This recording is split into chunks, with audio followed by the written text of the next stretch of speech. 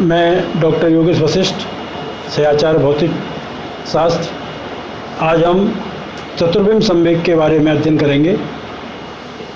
चतुर्बिंब संवेग किसी कण के चतुर्बिंब वेग तथा कण का विराम द्रव्यमान का गुणनफल होता है।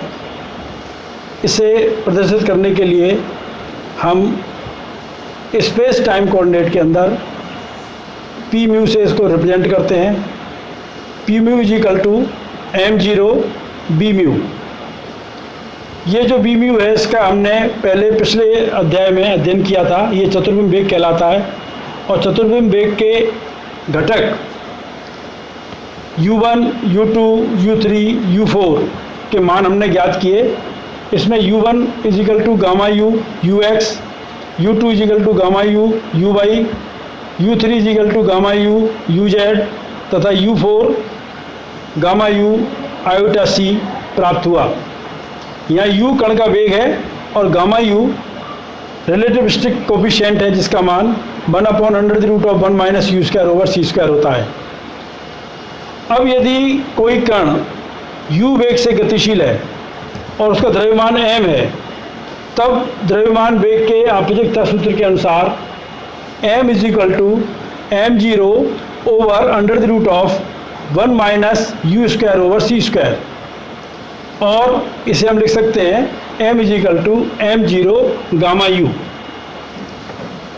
अब समीकरण 2 में संवेग का जो चौथा घटक है P4, जिसको हमने m0 gamma u iota c लिखा है, इसे हम एनर्जी की फॉर्म में लिखेंगे।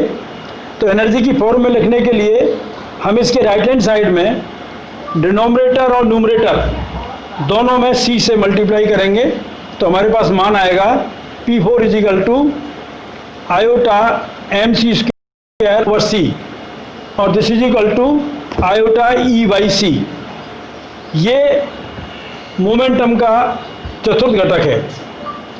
तो इस प्रकार से हम चतुर्बिंब संवेग के समीकरण चतुर्बिंब वेग के आधार पर ज्ञात कर सकते हैं। अब हम ये देखेंगे कि चतुर्बिंब संवेग समीकरण के आधार पर इसकी उपयोगिता चतुर्बिंब संवेग की निश्चलता ज्ञात करने के लिए, संवेग ऊर्जा संबंध ज्ञात करने के लिए, द्रव्यमान का वर्गीकरण ज्ञात करने के लिए किस प्रकार से की जा सकती है। तो इसमें हम सबसे पहले चतुर्बिंब संवेग की निश्चलता ज्ञात करने के लिए चतुर्बिंब संवेग के वर्ग का मान ज्ञात करेंगे। तो इसे हम लिखेंगे summation of mu is equal to 1 to 4 P mu square is equal to P1 square plus P2 square plus P3 square plus P4 square. और इसमें हम P1, P2, P3, P4 के मान समीकरण 2 से रखने पर हमें मान प्राप्त होगा m0 square gamma u square ux square plus m0 square gamma u square uy square plus m0 square gamma u square uz square minus m0 square c square gamma u square. इसमें m0 square gamma u square यदि अपन common लेते हैं तो ux square plus uy square uz square अपने पास एक जगह प्राप्त होगा और इस दूसरे स्थान पर मिलेगा हमको m0 square c square gamma u square.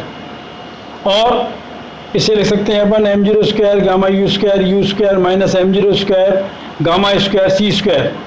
इसमें दोबारा से फिर m0 square gamma u square common लेने पर मान आएगा हमारे पास m0 square gamma u square bracket के अंदर u square minus c square.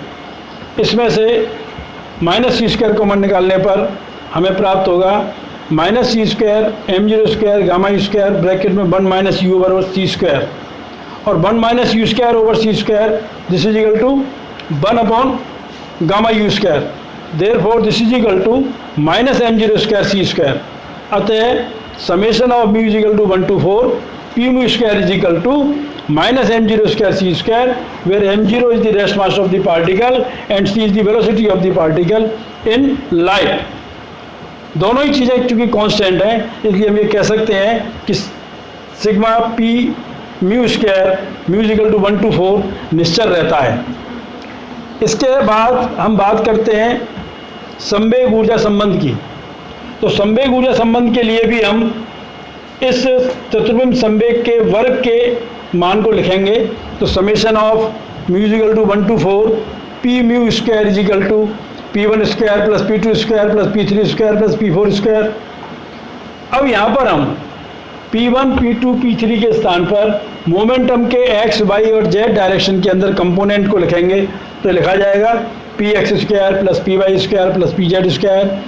और फोर्थ मोमेंट का जो कंपोनेंट है मोमेंटम का वो होगा आयोटा ई बाई सी।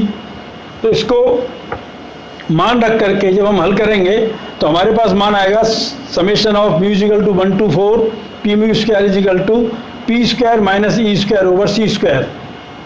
अब इसको जब हम हल करेंगे तो इसमें summation of mu equal to 1 to 4 P mu square के स्थान पर हम माइनस एम जीरो स्क्वायर सी स्क्वायर रखें तो हमारे पास समीकरण आती है minus M zero square C square is equal to P square minus E square by c square.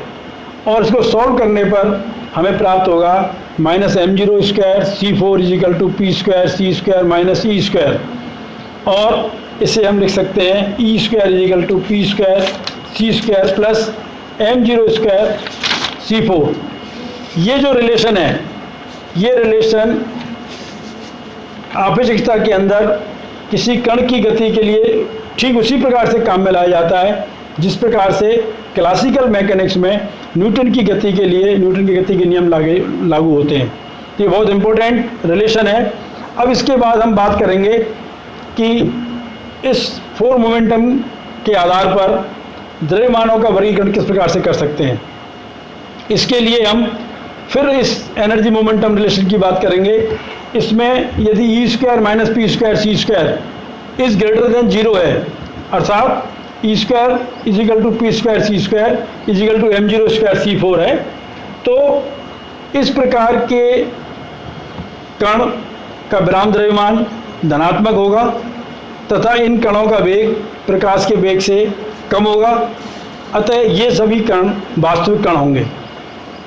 अब सेकंड स्थिति हो सकती है कि e square minus p square सी स्क्वायर की वैल्यू जीरो के बराबर हो जाए। जब ये वैल्यू जीरो के बराबर होगी उस समय एनर्जी मोमेंटम रिलेशन में e square minus p square C square equal to zero हो जाएगा। और जीरो होने का कारण ये हुआ कि ये वो कण होंगे जिनका विराम द्रव्यमान m जीरो शून्य हो। ये कण प्रकाश के वेग से गतिशील कण होते हैं और इन प्रकार इस कण में फोटोन तथा न्यूट्रिनो कण आते हैं। इसके बाद थर्ड सिचुएशन ये बनती है कि e square minus p square C square is less than zero हो। इस स्थिति में उन सभी कणों का विराम द्रव्यमान ऋणात्मक होता है। अब चूंकि किसी भी कण का द्रव्यमान ऋणात्मक नहीं हो सकता अर्थात ये काल्पनिक कण होते हैं, फिर भी यदि हम इन कणों का अस्तित्व मानते हैं तब भी हम ये कह सकते हैं कि ये वो कण होंगे जिनका वेग प्रकाश के वेग से अधिक होगा। इस प्रकार के कणों को हम काल्पनिक कण कहते हैं और इस श्रेणी में टैक्योन्स कण आते हैं। धन्यवाद। अभी हम क्या बंद हो गया।